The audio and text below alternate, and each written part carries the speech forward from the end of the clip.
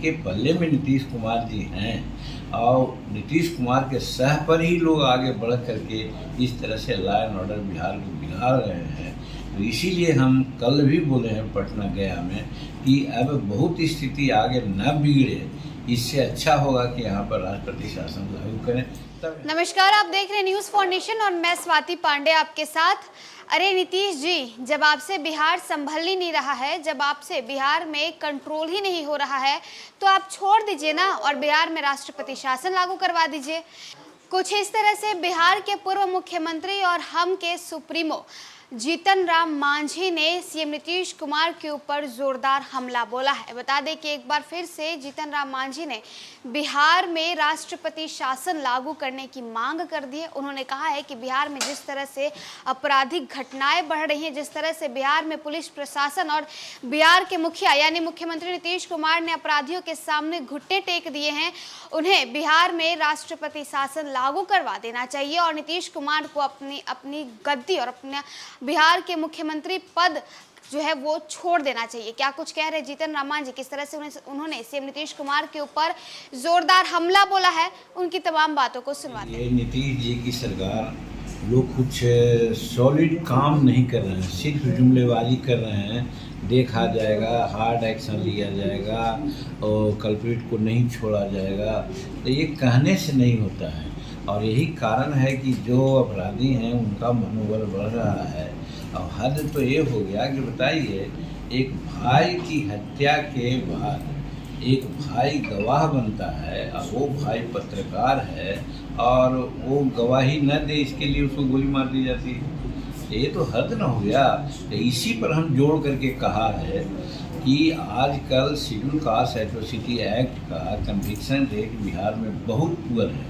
उसका खास कारण यही है कि यहाँ पर जो गवाह होते हैं, गवाह को हर तरह से लोग हतोत्साह करते हैं, परेशान करते हैं, गवाही न देते हैं। यही कारण है कि साक्ष्य के अभाव में कन्विक्शन रेट यहाँ बहुत कम है।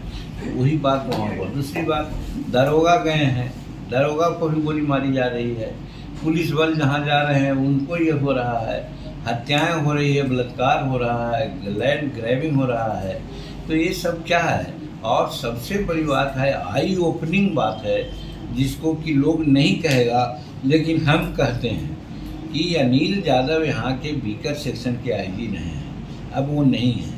उनका एक प्रतिवेदन है, फाइलों में है, जाकर देख लीजिए कि यहाँ पर 100 केस अगर शेड्यूल कास्ट से होता है तो 90 केस राजद के लोगों के द्वारा ही उनको हो रहा है। तो इस प्रकार से कहा जा सकता है कि जिनके पल्ले में नीतीश कुमार जी हैं और नीतीश कुमार के सह पर ही लोग आगे बढ़ करके इस तरह से लॉ एंड ऑर्डर बिहार को बिगाड़ रहे हैं।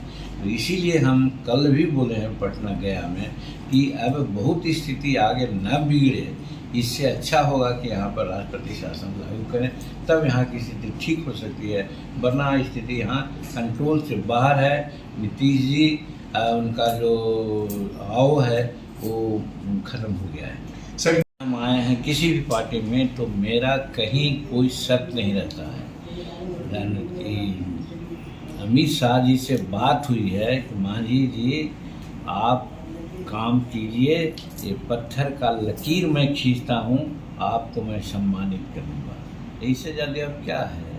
इससे ज़्यादा हम नहीं चाहते हैं। और तो सम्मान कितने सीटों से मिलेगा? 3 सीट या 5 सीट? सम्मान सीटें की बात नहीं है। आपने देखा होगा 18 तारीख को एनडीए की बैठक हुई थी, किस प्रकार से लोग सम्मानित किया था। अब वाजपेयी जी की पुण्यतिथि पर जो हम लोग बैठे थे तो आप देखे होंगे कि साहब कितना सम्मान दिया। कि हम बैठे हैं बगल में, किसी को भी प्रफुल्ल पटेल को उन्होंने कुछ नहीं कहा, लेकिन हमको कहा मांझी जी आप भी पुष्पांजलि कर लीजिए। तो पटेल साहब क्यों नहीं कहा, हमको क्यों कहा? और फिर जब हम उधर से आए और चलने लगे तो मेरे पीठ पर हाथ धर के बोलते हैं मांझी जी और सब ठीक है ना? अब ये एकदम सब ठीक है। ये सम्मान कोई मामूली है क्या? और इस सम्मान का ही हमने ये कहे हैं। लेकिन सर, सम्मान के साथ साथ टिकट भी तो मिलना जरूरी है ना? आपके कितने कार्यकर्ता है? वो देखा जाएगा, समय आएगा तो हम लोग उसके अनुसार बात करेंगे। अभी हमारा कोई कमिटमेंट नहीं, कोई शर्त नहीं है। सर, एक आखिरी